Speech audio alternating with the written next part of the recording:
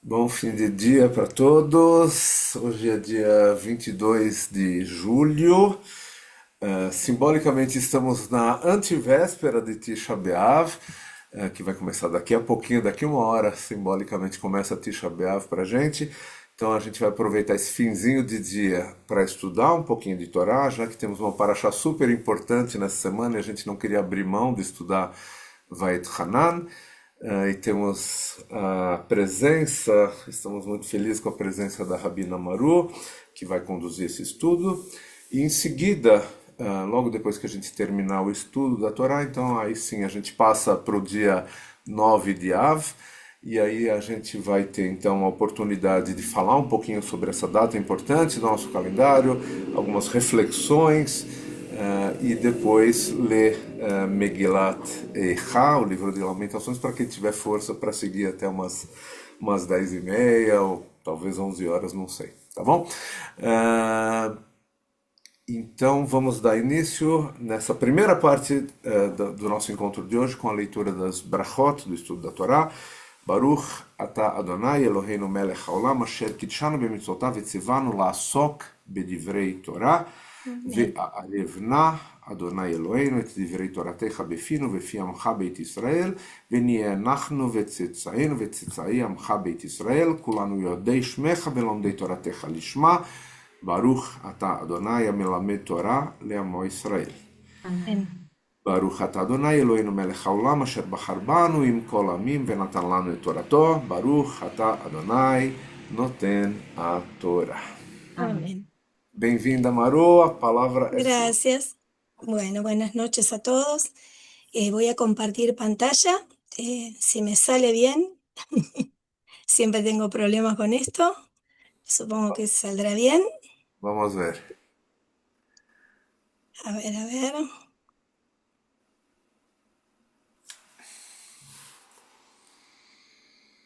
¿Se ve? Vemos, mas não estamos vendo no formato de Ahora tela sí. cheia. Mas aí Ahora você sí, tem. ¿no? Não, você tem que fechar e compartilhar de novo a tela cheia. A ver. Fecha, encerra e compartilha novamente usando a tela llena.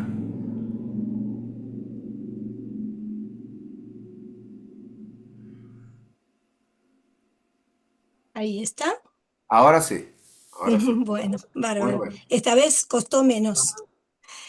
Bueno, em, como dijo el Rab, vamos a estudiar un poco de Parashat Hanan.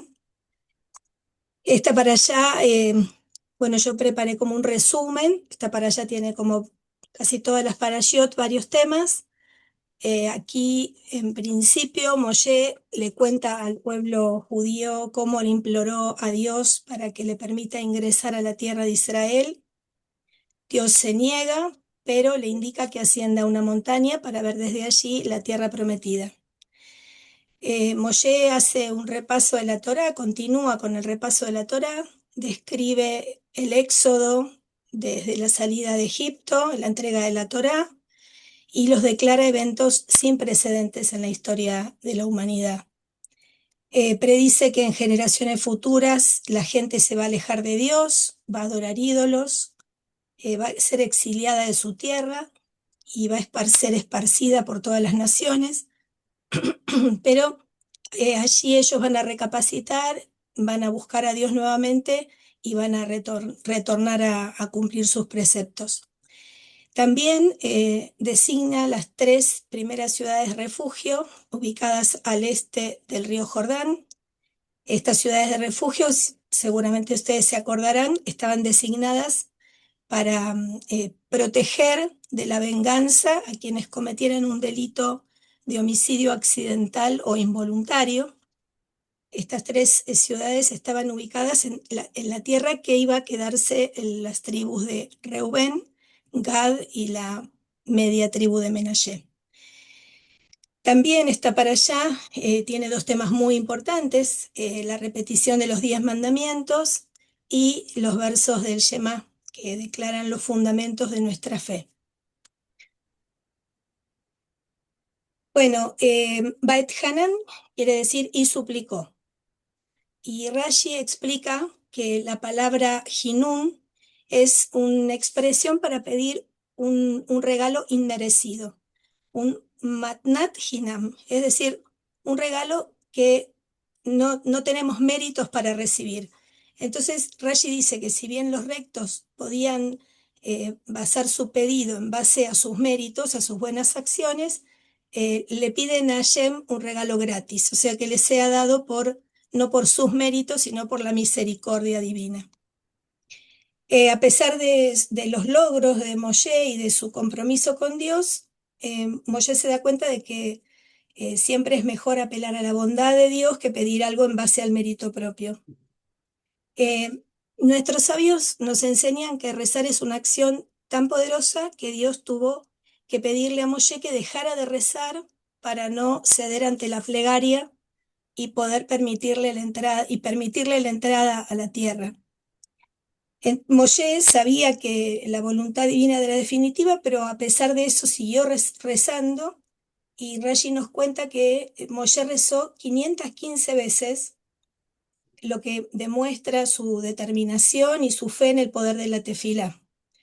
Sin embargo, finalmente Dios le dice que no continúe con sus súplicas. Bueno, aquí podemos ver que la fe, que el hombre de fe, el justo, que desobedeció la voz de Dios apenas algunas pocas veces durante todo el tiempo que conocemos de su historia, que estaba lleno de méritos, recibe una respuesta negativa, pero aún así no pierde la fe y sigue accediendo a la plegaria. Eh, Ahora, la pregunta que yo me hago y que les hago es que, ¿por qué si Dios conoce todas nuestras necesidades, nuestras preocupaciones y nuestras angustias, ¿por qué debemos rezar? ¿Por qué no nos da lo que necesitamos sin que se lo pidamos? ¿O por qué no obtenemos el resultado que esperamos sin necesidad de acceder a la plegaria? Bueno, los sabios nos dan una respuesta a esto y nos dicen que no es Dios quien necesita de las plegarias, sino que somos nosotros los que necesitamos de las plegarias. Que las plegarias son un reflejo de nuestros deseos, una extensión de nuestro libre albedrío, y que haciendo tefila nosotros nos conocemos mejor a nosotros mismos, podemos poner afuera nuestro por un momento todo aquello que necesitamos de verdad. Los sabios también dicen que el, el- la, la mitzvah de rezar se llama Abodá Sheva Lev, o sea, el servicio del corazón. Y consideran que la boda es un trabajo que exige mucho trabajo y que mediante los desafíos que enfrentamos y los esfuerzos que realizamos, aprendemos el valor de lo que verdaderamente queremos. Por eso, la necesidad de rezar para poder apreciar aquello que verdaderamente estamos necesitando. Y bueno, el acto de rezar, aunque nosotros no obtengamos la respuesta que necesitamos o que deseamos, nos enseña que la oración no es una herramienta para cambiar la voluntad divina o para obtener lo que deseamos, sino, como decía, el propósito último es la conexión con Dios, acercarnos a Dios a partir de la plegaria. Em, bueno, después uno de los temas importantes relacionados con la plegaria es que es la kavaná, ¿no? La intención del rezo. Y los sabios dicen que la oración auténtica, la verdadera, con verdadera kavaná, con verdadera intención, se eleva en momentos de crisis profunda o de muchísima alegría o de intenso dolor, ¿no? En esos extremos es cuando ponemos toda nuestra intención para la tefilá. En algunos casos Dios nos contesta favorablemente y en otros su respuesta es negativa, pero pedimos que nos escuche, que se compadezca de nosotros y que acepte nuestras invocaciones. Bueno, todos sabemos que muchas veces no se cumplen nuestros sueños, que lo que pedimos no sucede, pero aún así el ejemplo de Moshe, si podemos seguir el ejemplo de Moshe, es no desistir ante esas negativas y saber insistir, porque saber que la oración es valiosa en sí misma independientemente del resultado. Eh, bueno, ahora vamos a estar justamente después de este estudio, vamos a hablar en profundidad de Tisha B'Av, pero bueno, yo quería introducir un poquito porque el próximo Shabbat es un Shabbat especial, ya que es el Shabbat que sucede a Tisha B'Av justamente. Y hay algunos Shabbatot, ustedes saben seguramente, que además de llevar el nombre de la Parashá, en el que se leen, llevan también el nombre de la Haftará. En este caso, en el caso del Shabbat pasado, por ejemplo, fue Shabbat Jasón, el Shabbat de la visión, porque su Haftará nos relata la visión dura, difícil del profeta Yeshayahu, que, bueno, predice, digamos, profetiza una desolación y un alejamiento, ¿no? De una devastación y un alejamiento del pueblo, ¿no? Eh, Justamente este Shabbat próximo también tiene un nombre propio, el Shabbat Nehamú, el Shabbat del consuelo, porque el Haftará justamente comienza con las palabras Nahamu, Nahamu a mí, consolad, consolad a mi pueblo, dice también el profeta Yeshayahu, porque dice que Dios va a reconfortar el corazón del pueblo judío y y de Jerusalén, y va a cesar el tiempo de castigo. Bueno, hay un rabino, hubo un rabino, el rabino Zadok Cohen Rabinovitz, de Lublin en los años 1900, que preguntaba cómo podría ser apropiado vincular la lectura de la Torá, que comienza con Moshe, suplicando el perdón, o sea, que no el perdón, sino que lo deje entrar a la tierra, suplicándole a Dios, junto con esa negativa de Dios, con Shabbat, justamente, ¿no? Que hablamos del consuelo. Eh, el rabino mismo afirma que Dios nos consuela a través de la plegaria. Por eso justamente la enseñanza que él extrae de esta para allá y de la súplica de Moshe, y de que realmente no es un contrasentido que esta semana leamos la Haftará de Nehamú, es justamente porque la plegaria es el consuelo del pueblo. Como decía, si bien vamos a estudiar en un ratito sobre Tisha B'Av, no puedo dejar de mencionar algunas cosas. Ustedes saben que en esta fecha es una fecha de mucho dolor, de un duelo profundo, pero también con la esperanza de la reconstrucción, ¿no? Justamente Isaías mismo lo dice. Y en este día sucedieron muchos eventos a nivel nacional, calamidades nacionales, que bueno, algunas no sucedieron exactamente el día de Tisha B'Av, pero que se han considerado que han sucedido hoy y se han sumado a todas estas calamidades. Sabemos que el primero y el segundo templo fueron destruidos el Tisha B'Av, también fue la revuelta de Bar Kokhba. También ocurrieron desgracias en la historia actual, digamos, por ejemplo, la expulsión de los judíos de España en 1492, el estallido de la Primera Guerra Mundial en 1914, la deportación de los judíos del gueto de Varsovia en 1942, y más recientemente un atentado que tuvo la Argentina a la sede de la AMIA, que fue el día 10 de Av, en realidad, pero como también sabemos, siempre se prolonga un poquito el duelo hacia el 10 de Av, tradicionalmente, porque se dice que los templos seguían ardiendo el 10 de Av, ¿no? Así que bueno, también se considera como un día de duelo eh, por los, bueno, por las personas víctimas del atentado a la AMIA. Como el ayuno de Yom Kippur, este es un ayuno también muy estricto.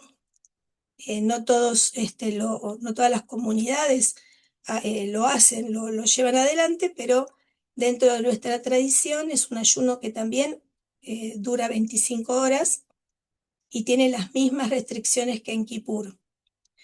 Y no se estudia Torá, salvo especiales textos, como el libro de Ijá, por ejemplo, y hay, bueno, muchas señales de duelo. Esto de la penumbra que mencionaba el Rab, el sentarse en sillas bajas, no escuchar música también es una de las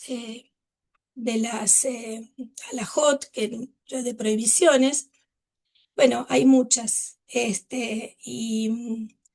Como decía, como el templo seguía ardiendo, digamos, el 10 de Ab se extiende hasta en las primeras horas del día 10, también el día de duelo.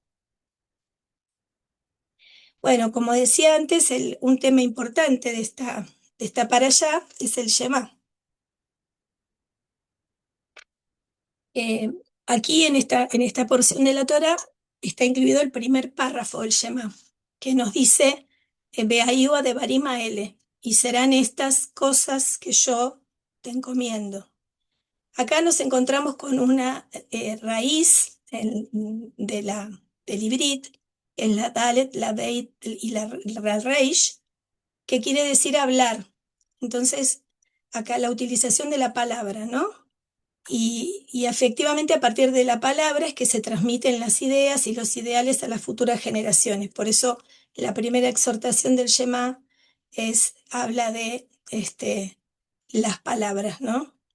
Em, bueno, sigue el versículo y dice, Beshinam tan levaneja, y enseñarás a tus hijos, Bedibar tabam, y les hablarás, ellos bejá, cuando te acuestes, ubekumejá, y cuando te levantes. Estas dos últimas palabras nos sirven de fundamento para saber que el Shema debe ser recitado tanto a la noche como a la mañana, cuando uno se levanta. Bueno, una de las palabras claves, digamos, para el judaísmo es justamente la educación, ¿verdad? Y acá es como que no habla específicamente de la educación, si bien dice que enseñarás a tus hijos, pero no habla de la educación de los padres, que son los que tienen que estar primero educados para enseñar a sus hijos. Sin embargo, bueno, dicen que el estudio y la repetición hace que los padres puedan aprender, si no aprendieron de sus padres, para enseñarles a sus hijos. El padre de esa manera se ve obligado a estudiar. Entonces estamos permitiendo que dos generaciones aprendan. El Rambam cita otro versículo de nuestro texto que dice, Ulematem otam ushmartem la sotam, que dice, y los estudiarán y con diligencia los cumplirán. Estas palabras ilustran que es necesario el estudio previo para el cumplimiento de las mitzvot. Por eso yo decía que si aquellos padres no están instruidos previamente, los padres tienen la obligación de estudiar para poder transmitirles a sus hijos. Bueno, y otro de los temas importantes de la parashá es la repetición de los 10 mandamientos. Eh, los mandamientos empiezan, yo soy Adonai tu Dios, en este caso, ¿no? Yo soy Adonai tu Dios que te ha sacado de la tierra de Egipto, de la casa de la servidumbre. En este primer mandamiento Dios se presenta al pueblo no como el creador del mundo, sino como un redentor personal. Esta primera frase, que no es solo un mandamiento, sino que es uno de los imperativos más fuertes que tiene la Torá, el imperativo de no olvidar que fuimos esclavos en Egipto. y es nuestra obligación recordar que fuimos esclavos, que nos destruyeron la casa y el templo, que fuimos dispersados, expulsados, maltratados, matados y seguimos siendo, eh, bueno, separados, digamos, de muchas situaciones, pero no, esto no como una necesidad o legitimación del papel de víctima, sino para que asumamos el compromiso como pueblo de no permitir que nada de esto ocurra a ninguna sociedad ni a ningún otro ser humano otra vez. Es decir, la idea es que uno pueda recordar para que no pueda volver a suceder. Acá quiero hacer algunas acotaciones porque, como sabemos, los 10 mandamientos se repiten 2 veces en la Torá. Una vez en Shemot, cuando se entregan y se leen por primera vez, y la segunda vez acá en el libro de Devarim. Em, Hay algunas diferencias entre lo relatado en Shemot y lo que está en Devarim. Una de ellas es que justamente, la más importante creo yo, es que en la versión de Éxodo, en el relato original, se concentra en la creación. En cambio, en Devarim nos habla, está enfocado en la liberación de Egipto y la obediencia. Es como que hay dos focos puestos ahí, ¿no? Uno en la creación del universo y otra en la liberación de Egipto. Pero no son las únicas diferencias. Por ejemplo, cuando se habla del Shabbat, del día de reposo, en Shemot ordena recordar el Shabbat y Devarim ordena guardar el Shabbat. Y eh, en el versículo 20-17 habla de la codicia, dice que no codiciarás la casa, ni a la mujer, ni a cosa alguna. O sea, agrupa el deseo por la casa, la esposa y las propiedades en un solo mandato. En cambio, en Devarim separa a la esposa de los bienes materiales.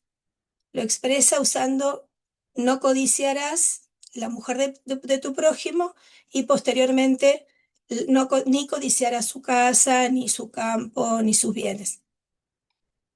Y la última divergencia, digamos, que podemos mencionar acá, es que si bien en ambos lugares incluyen la advertencia de que las consecuencias de la idolatría recaen sobre los hijos, ¿no?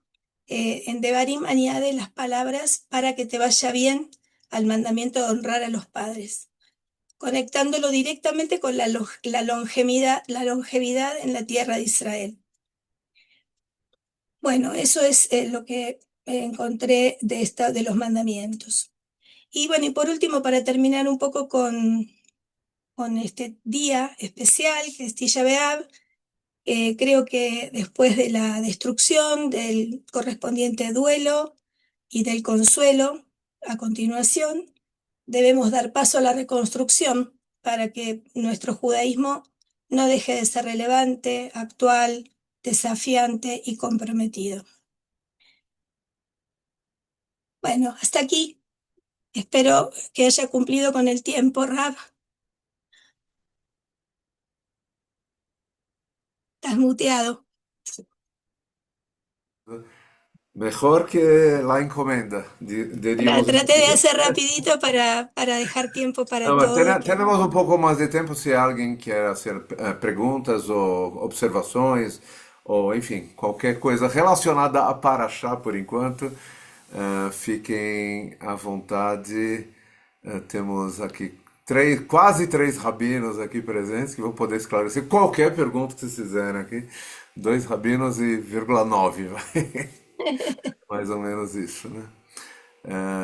Então fiquem à vontade. Enquanto vocês pensam nas perguntas, porque ninguém levantou a mão ainda, a Renata se mexeu, mas não levantou a mão ainda.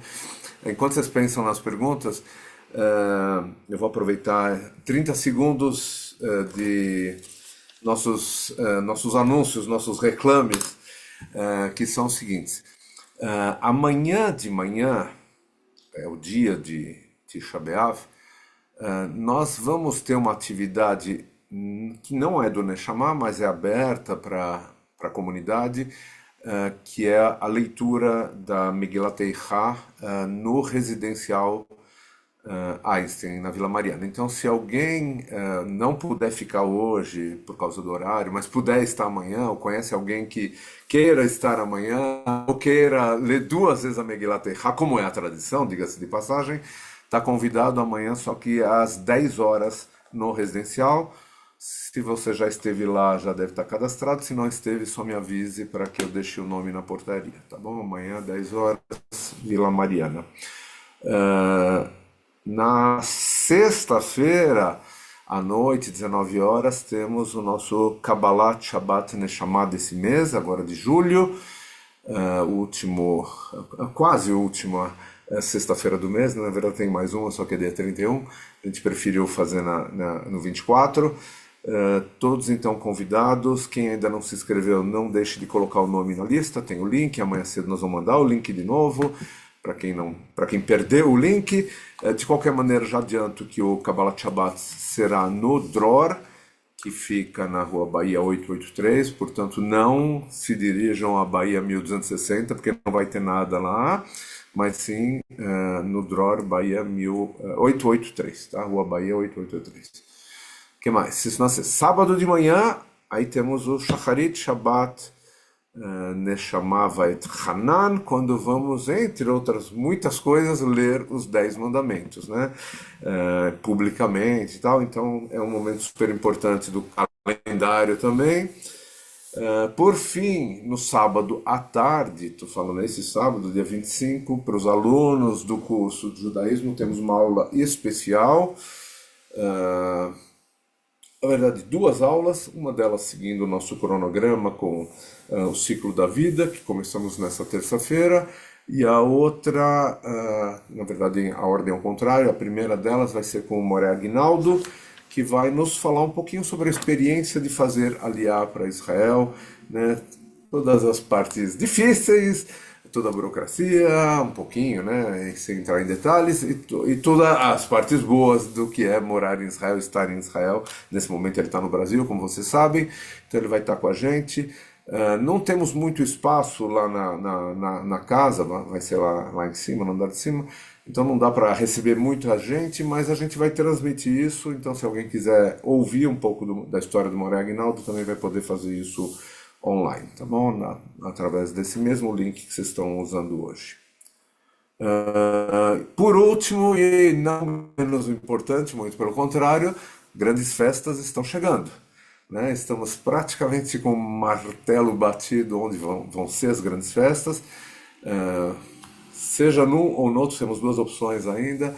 Seja num ou no outro, vai ser num lugar muito especial, muito bonito, muito apropriado para esses dias tão importantes do nosso calendário, seja como for, é na região central, ninguém vai precisar ir para o outro lado da cidade. Os dias, acho que todos já estão cansados de ouvir, 11, 12, 13 de setembro, 20, 21 de setembro, e precisa se inscrever. O link já foi mandado, amanhã vamos mandar de novo o link para quem não conseguiu localizar, se inscrevam. O pagamento pode ser feito em agosto, para quem tem, enfim, questões de agenda de pagamentos, façam em agosto, pode ser dividido, pode ser pago no cartão, enfim, mil opções para que todo mundo possa participar. Não preciso repetir que são as datas mais importantes do nosso calendário. Seria muito legal se todos nós que estamos aqui, todos que fazemos parte do Neshama, além de amigos e familiares, pudessem participar todas essas cerimônias, tá bom? Fim dos anúncios, e aí volto à pergunta, se alguém quer fazer alguma pergunta. Celso quer falar sobre o curso também? É isso, Celso, ou não? Celso quer falar? Fala, Exatamente. Celso. Exatamente. Queria aproveitar que a nossa querida Amaro está aqui também e dizer que as inscrições para o nosso curso de Talmud estão abertas. A primeira aula vai ser dia 6 de agosto. Então, amanhã também eu vou colocar de novo no grupo o convite com o link para fazer inscrição. E aí esperamos todos a partir do dia 6. Se alguém tiver alguma dúvida, que não conseguiu assistir a aula introdutória, fala comigo, que aí eu passo as informações básicas para essa pessoa. Obrigado, Davi. Obrigado a você, Celso, pelo aviso. Mais alguma coisa, Carol, que tenhamos esquecido? Não. Então tá bom. Então volto à pergunta sobre a Parashá Vait Hanan. Alguém tem alguma dúvida, alguma questão? Quer trazer alguma reflexão sobre os Dez Mandamentos, sobre Shema e sobre essa súplica de Moshe, né? Eu falei isso, não lembro se foi na terça, já não lembro onde eu falo as coisas, mas enfim, em algum lugar eu falei, acho que foi na terça-feira no residencial, que essa palavra, Va'et Hanan, tem a mesma raiz da palavra Tahanun ou Tahanunim, né, que é um trecho do serviço que a gente não costuma fazer, um serviço diário, mas que é uma parte importante do serviço, que são as súplicas, né? Eu digo nós não costumamos fazer, enfim, as comunidades liberais de uma maneira geral não costumam fazer, mas, enfim, em comunidades Masortiim já vi muita gente fazendo, né? Aquele momento onde as pessoas se abaixam, enfim, se apoiam na mesa, né? Com o braço e tal, enfim, suplicam a Deus, né? É a mesma palavra, é isso que Moshe estava fazendo no comecinho dessa paraxá, né? Ele está contando, na verdade, tudo isso é Moshe contando, lembra?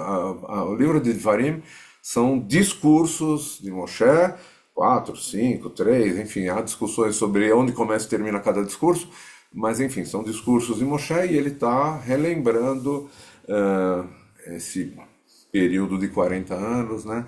E nesse caso ele está lembrando aquele momento onde ele pede a Deus, por favor, deixe-me entrar, e recebe uma resposta bastante explícita. Por favor, pare, né? No fundo foi isso que Rav Lach, é o que diz, Deus chega, né? Basta. E há diversas interpretações. Eu vou falando, enquanto ninguém levantar a mão, eu vou falando, tá bom, gente? E se a Maru quiser falar, também pode me avisar. Né? Deus fala para ele, chega, Moshe, pare de pedir, né? A Maru trouxe uma explicação super bonita, né? Deus ficou com medo que se Moshe insistisse um pouco mais, né, na reza, né, ele ia ter que ceder, né? Deus ia acabar cedendo para Moshe, né? Tem uma outra explicação bonita, também Midrash, né, que diz, na verdade, a gente está interpretando errado, né? O que parece ser Deus falando para Moshe, para Moshe, pelo amor de Deus, na verdade não é isso. É que Deus estava falando, Moshe, você já fez demais, você foi ótimo, você foi excelente, você fez tudo o que precisava ser feito e agora terminou sua missão. É só isso. Nada de errado. Não é que você bateu na pedra ou isso ou aquilo. Não, você cumpriu sua missão. Né? E acho bonito pensar, e eu estava falando isso para pessoas de 80, 90 e 100 anos, né? É difícil para eles pensar que Moshe, enfim, está se despedindo, para eles é uma coisa um pouco mais delicada, né, do que para uma pessoa que tem 50, 60 ou um jovem, né? Para eles soa como, putz, está chegando minha hora, né, também. Então eu deixei claro para eles essa questão da missão, né? Moshe, na verdade, ele tinha cumprido a missão dele, que foi linda, maravilhosamente bem cumprida, e agora ele tinha esse direito de descansar, esse direito de, enfim, ficar mais próximo de Deus, enfim, ou continuar a vida dele num outro formato, que a gente não sabe qual é, mas que a gente acredita que existe um outro formato, enfim, de algum onde ele estivesse, que certamente ele estaria ajudando Yeshua na conquista da terra, enfim, e por aí vai, né? Paulo levantou a mão, agora eu vou parar de falar. Então. Boa noite. Eu gostaria de fazer uma pergunta para os rabinos aí presentes, né, que são vários hoje, né? Das rezas não atendidas, né? As nossas rezas não atendidas, né? No início é uma frustração, né? E a gente vai rezando, rezando. Às vezes a gente pergunta para nós mesmos o que está errado com nós mesmos, mas como a Rabina falou agora, 515. 515 não é pouco, né? Então, a pergunta que eu faço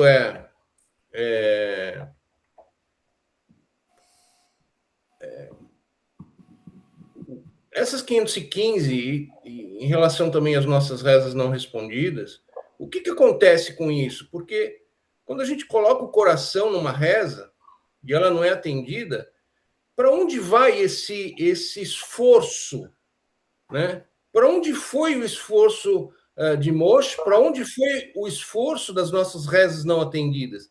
Essa é a pergunta. Excelente Es pergunta, una, Paulo. Deixa difícil o la Maru. respuesta. Sim, a pergunta. Difícil la respuesta porque todo depende de lo que cada uno crea, ¿no? O sea, esta explicación que yo traje que dan los sabios es una explicación, cada uno puede buscar la propia. Creo que a todos nos pasa, bueno, me parece que a todos nos pasa que cuando ponemos, verbalizamos, hablamos en voz alta, nos escuchamos a nosotros mismos, muchas veces clarificamos nuestros sentimientos, nuestros pensamientos, nuestras necesidades. Entonces, bueno, los sabios dicen esto, que más que un rezo a Dios, lo que uno está haciendo, la plegaria es para uno, ¿no? Para poder clarificar los pensamientos, para ordenar los sentimientos y las necesidades, incluso encontrar soluciones, porque, o sea, no todo lo puede resolver Dios, ¿no? O sea, nosotros tenemos también en nuestras manos el poder de muchas veces resolver nuestros problemas. Entonces, a veces esto de expresarlo a modo de pedido, también nos ayuda a nosotros a encontrar soluciones cuando están en nuestras manos. Y por otro lado, para no sentirnos también solos, ¿no? De saber que aunque, bueno, desde mi creencia hay alguien que me está escuchando y si no responde a mi pedido es porque a lo mejor considera que o no es el momento o no es él el que tiene que responder, sino yo. Ese es mi modo de verlo, pero bueno, creo que cada uno debería buscar lo propio, ¿no? Para que la respuesta le satisfaga. A mí esa me satisface.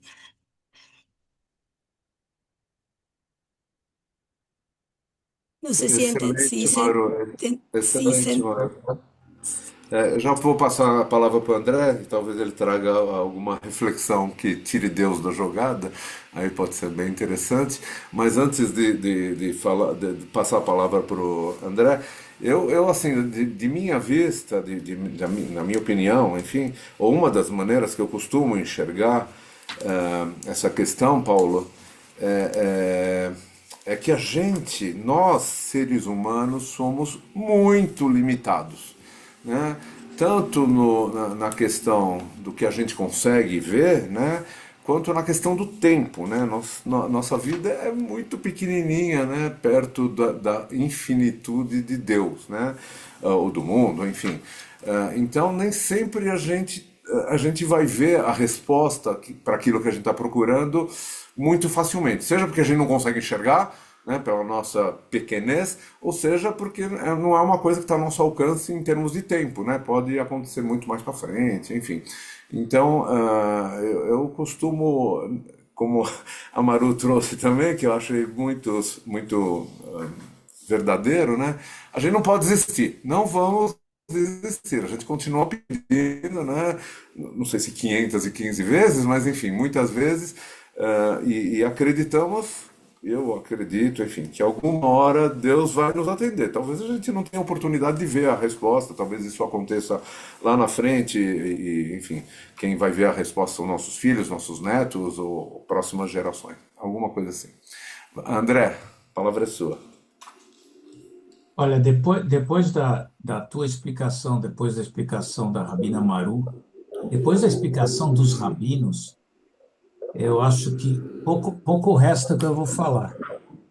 A minha capacidade de provocar caiu muito depois dos comentários de vocês dois. Mas eu acho que é importante, eu vou colocar aqui uma soma ao que vocês falaram, rabinos. Primeiro, eu tenho que começar com a minha crítica, ou minha análise crítica do que é a Torá e do que é a ética judaica, que nós estamos acostumados a viver uma educação, eu diria, ocidental, né? Quando dizem que o judaísmo vem se junta a uma cultura judaico-cristã, eu sou totalmente contra esse comentário, porque eu acho que a segunda parte do Ocidente a gente não faz parte. E para falar do que nos move na nossa educação ocidental, é uma pergunta que eu fiz para o Davi, talvez há 10 anos atrás, quando a gente estudava numa roda. Não é, eu não fiz a pergunta para o Davi, eu fiz a pergunta para a roda de estudos. Quem acha que a Torá é meritocrática? Essa é a primeira pergunta. Depois, para acrescentar o que vocês falaram, eu acho que essa história de a gente não perder a aposta, não perder a fé, e a fé não é terceirizar a solução para Deus. Como o Maru falou, a fé é você apostar em você com os recursos que você tem e saber que em todas as informações que você tem, você fez o que podia. Eu nunca vou esquecer quando eu falei com uma pessoa já um pouco de mais idade, mas ele tinha sido um alto posto no exército de Israel. Ele falou: o que que você sente quando você tem que comandar pessoas e a vida dessas pessoas depende de você? Ele responde: eu uso todas as informações que eu tenho. A partir daí, é, ele não responde exatamente seja o que Deus quiser, porque senão ele não seria um militar. Mas a partir daí é, é incertitude. É incertitude e nós temos que acreditar que as informações que nós temos até agora vão funcionar porque é o máximo que a gente tinha nas mãos. E diante desse, no máximo que a gente tinha nas mãos, eu quero ressaltar que a Torá nos ensina a conhecer o nosso limite o tempo todo. E nosso limite muda à medida que crescemos. Mas o importante é saber qual é o nosso limite. Mas saber o limite também não é suficiente. A hora que eu sei o limite, eu tenho que pôr qualidade nesse limite. O limite tem que ter qualidade, porque senão ele não é um limite, ele é um paralisante. Essa é a diferença. Conhecer o limite e fazer tudo o que está nas suas mãos de informação, e daí para frente é a incertitude. Bom, era só isso. Gracias, gracias. No, no me acuerdo, bueno, no, no entendí muy bien la primera pregunta que hiciste. Si podés repetirlo, dijiste algo de la meritocracia, pero no Se, entendí se, que... Se la se, a- Torá. se a ética judaica que vem na Torá e em Devarim, e depois também no Talmud, mais tarde, se todo esse processo de procurar justiça e como o Paulo perguntou, o que que acontece com a minha reza não respondida ou não, a Torá nos traz que o mundo é meritocrático? Essa foi a primeira pergunta um pouco destrutiva, mas para a gente pensar. Sí, es para pensar. Yo creo que estaría bueno que sea meritocrático, porque eso hablaría bien de los seres humanos, ¿no? Que trataríamos de superarnos, de cada vez ser mejores para poder acceder, digamos, al conocimiento, a los mejores vínculos, a ser personas más éticas. Pero bueno, no siempre se maneja el mundo de esa manera, ¿no? O sea, por ahí en algunos ámbitos sí, pero en otros no. Y yo creo que igualmente Dios nos quiere aún imperfectos, o sea, si bien se impulsa a que cada vez seamos mejores y que nos esforcemos por alcanzar la perfección, sabemos que eso es muy difícil, imposible diría yo, y Dios así igual nos quiere. Así que, pero sí, que esté planteado de esa manera me parece que es bueno para nosotros, nos ayuda a crecer. Obrigado, Maru. Obrigado, André. Lu, quer falar? Eu queria só compartilhar sobre essa questão de pedidos não atendidos. Uhum. Eu aprendi fazer de um jeito diferente os meus pedidos, né? Quando eu estou passando por uma situação assim muito desafiadora, muito difícil, agora eu tento não pedir tanto o que eu quero, mas eu peço para Deus aumentar a minha fé, para Deus me dar força para passar por isso que eu estou passando, para Deus me dar clareza para eu enxergar o que eu não estou enxergando. É, isso me ajudou muito a não me frustrar e realmente é uma ferramenta que ajuda a fortalecer a minha fé cada vez mais. Então, tem me ajudado muito. Queria só compartilhar porque é uma coisa que me ajuda muito. Qué lindo, gracias. Gracias por compartirlo. Lindo mesmo. A gente pede ajuda para Deus nos ajudar, né? No fundo é isso, né? É só isso que Deus precisa, nos ajude, né?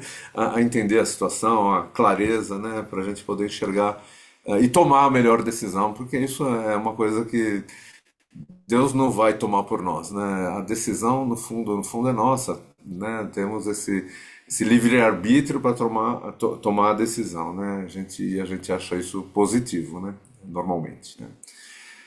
Gente, estamos praticamente na hora que a gente mais ou menos tinha combinado de terminar, e se ninguém tiver mais nenhuma última pergunta, eu vou propor que a gente pare por 5 minutos sem desligar nada, só, enfim, se alguém quiser ir até o banheiro, ou enfim, qualquer coisa do tipo. Eu, pessoalmente, vou mudar de lugar, porque eu vou para um lugar mais escurinho, e aí daqui a 5 minutos a gente começa. Primeiro com o estudo, né? Nós vamos, enfim, reflexões sobre Tisha B'Av, não queria chamar de estudo, mas enfim, vamos refletir um pouquinho. Eu pedi para o Celso falar um pouco sobre as origens, enfim, algumas coisas sobre esse momento do nosso calendário. E depois disso eu vou falar também um pouquinho, uma reflexão olhando por um outro lado, Tisha B'Av por um outro lado, e finalmente aí nós vamos ler a Megilat, né? Megilat Eichá, Lamentações. Eu mandei no grupo o texto em PDF. Para quem tiver a Lei de Moisés em casa, né? O livro azul, né? Esse aqui, tem lá no finzinho, na página 6, acho que 82, se não me engano, se não tiver, não, 662 tem a Megilat. Para quem não tiver, eu mandei um PDF, e para quem não tiver acesso ao PDF, eu vou colocar agora mesmo aqui no grupo, peraí, no grupo não, no chat, deixa eu só ver onde está aqui, chat. Eu vou colocar um link, o link para um arquivo onde tem, onde eu deixei o texto também, tá? O PDF, tá? Nesse link que vai agora no chat para todo mundo. Tá bom? Então, opa, só um segundo. Então, para quem não tiver nem o livro físico, nem o PDF que está no grupo, use esse link que vai chegar, vocês vão chegar no PDF, tá bom? Então, 5 minutinhos e já começamos, tá bom, gente? Eu vou sair daqui e já volto. Espera aí só um segundo.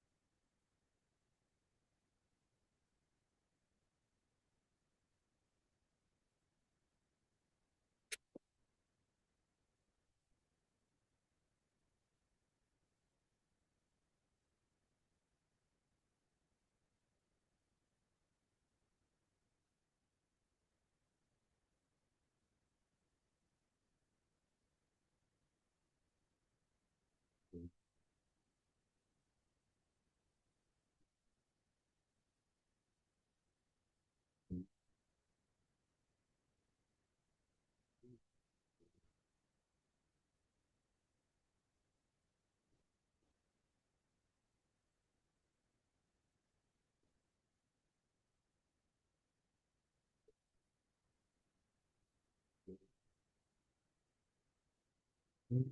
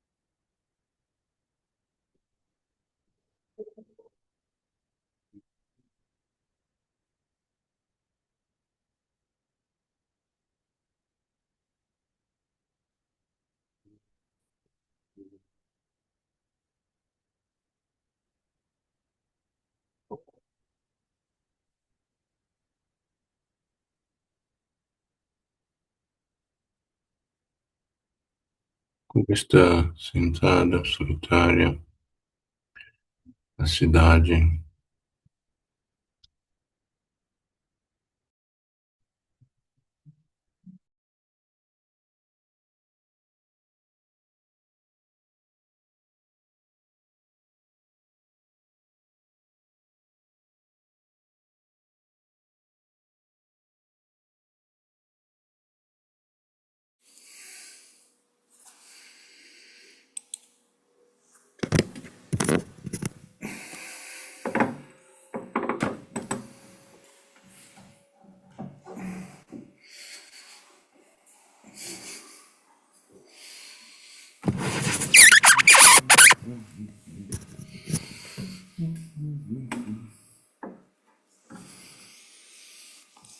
Olá, como estamos?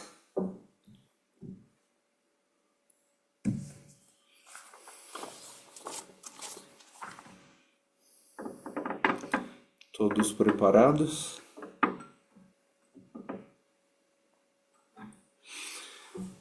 Eu vou só encerrar a gravação aqui e colocar para gravar de novo.